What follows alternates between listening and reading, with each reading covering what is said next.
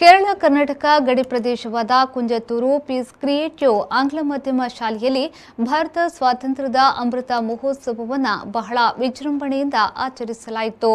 ಧ್ವಜಾರೋಹಣಕ್ಕೆ ಮುಂಚಿತವಾಗಿ ಶಾಲಾ ಆವರಣದಿಂದ ತಮಿಳುನಾಡು ಜಂಕ್ಷನ್ ತನಕ ವಿದ್ಯಾರ್ಥಿಗಳಿಂದ ಪೆರೇಡ್ ನಡೆಯಿತು.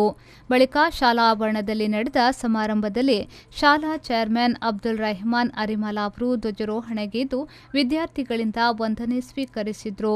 ಬಳಿಕ ಅಬ್ದುಲ್ ರೆಹಮಾನ್ ಅರಿಮಾಲಾ ಅವರ ಅಧ್ಯಕ್ಷತೆಯಲ್ಲಿ ನಡೆದ ಸಮಾರಂಭದಲ್ಲಿ ಮುಖ್ಯ ಅತಿಥಿಯಾಗಿ ಆಗಮಿಸಿದ ಮುಸ್ಲಿಂ ಲೀಗ್ ಹಿರಿಯ ನೇತಾರ ಹಾಗೂ ಸಾಮಾಜಿಕ ಕಾರ್ಯಕರ್ತರಾಗಿರುವ ಮೊಹಿದ್ದೀನ್ ಕುಂಞಿ ಕುಂಜತ್ತೂರು ಸ್ವಾತಂತ್ರ್ಯ ದಿನದ ಬಗ್ಗೆ ಸಂದೇಶವನ್ನ ನೀಡಿದರು.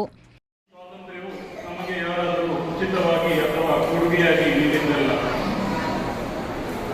ಮಹಾತ್ಮ ಗಾಂಧಿ, ಪಂಡಿತ್ ಜವಾಹರ್ಲಾಲ್ ನೆಹರು, ಅಬ್ದುಲ್ ಕಲಾಂ ಆಜಾದರಂತಹ ನೇತಾರರ ನೇತೃತ್ವದಲ್ಲಿ ನಮ್ಮ ಹಿರಿಯರು ಹಲವಾರು ಸ್ತರದ ತ್ಯಾಗ, ಬಲಿದಾನ, ನೇಮುಗಂಬ ಮತ್ತು ಜೈಲುವಾಸದಿಂದ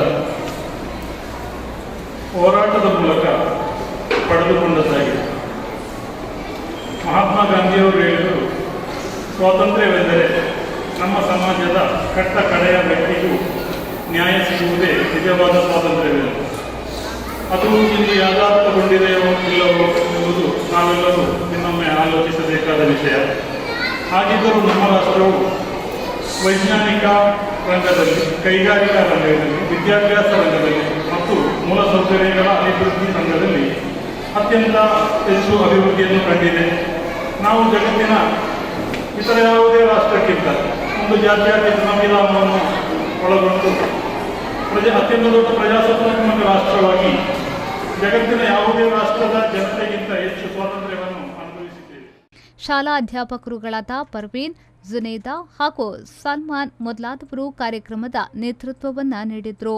ಬಳಿಕ ವೇದಿಕೆಯಲ್ಲಿ ವಿದ್ಯಾರ್ಥಿಗಳಿಂದ ಸಾಂಸ್ಕೃತಿಕ ಕಾರ್ಯಕ್ರಮ ನಡೆಯಿತು.